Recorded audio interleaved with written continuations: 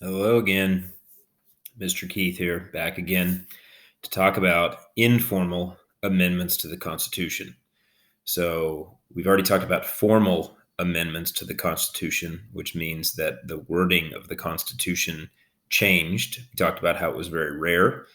It only occurs whenever Congress votes to propose a new amendment, and it requires a two-thirds vote to propose, and then if it passes, it's sent to the states, where three-quarters of the states have to ratify the amendment. And it is rare that three-quarters of the states agree on anything.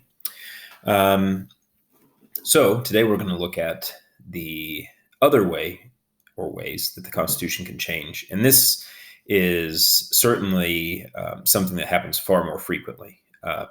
We're talking like it can happen on a daily basis. Where the Constitution, even though the wording doesn't change, the way that we interpret the Constitution can change. So what in the world does that mean? Oh, I am glad you asked. Informally amending the Constitution, we're going to look at a way that all three of the different branches can informally amend the Constitution, and it is going to be really exciting.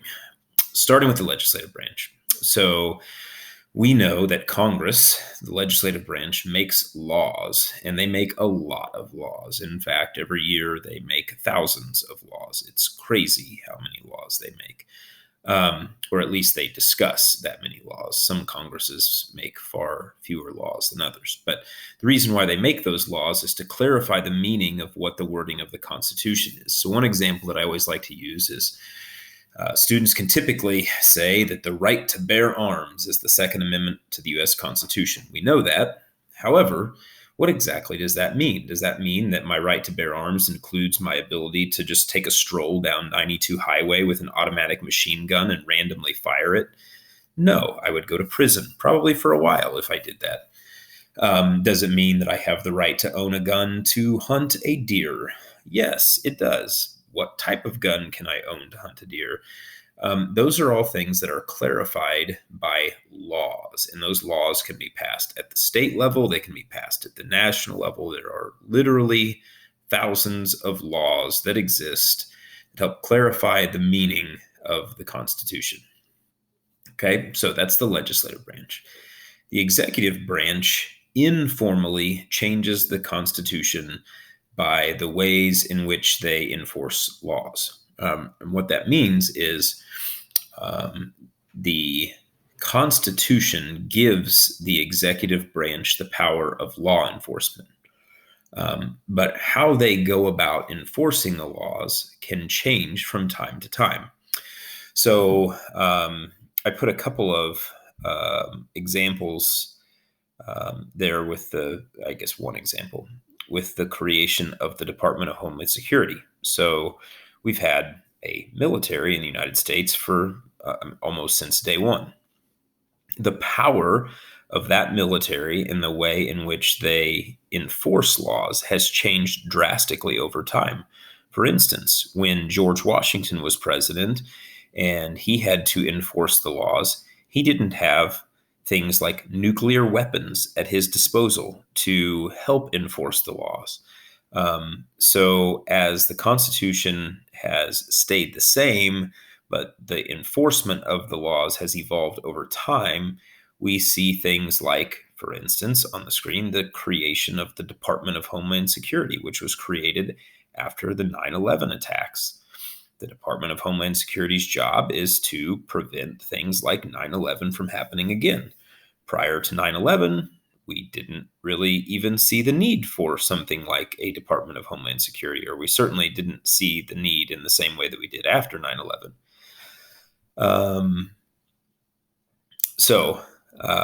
The executive branch certainly changes the meaning of the Constitution, but nowhere in the Constitution does it talk about a Department of Homeland Security, and nowhere does it say you can't have a Department of Homeland Security. It doesn't say anything about a Department of Homeland Security.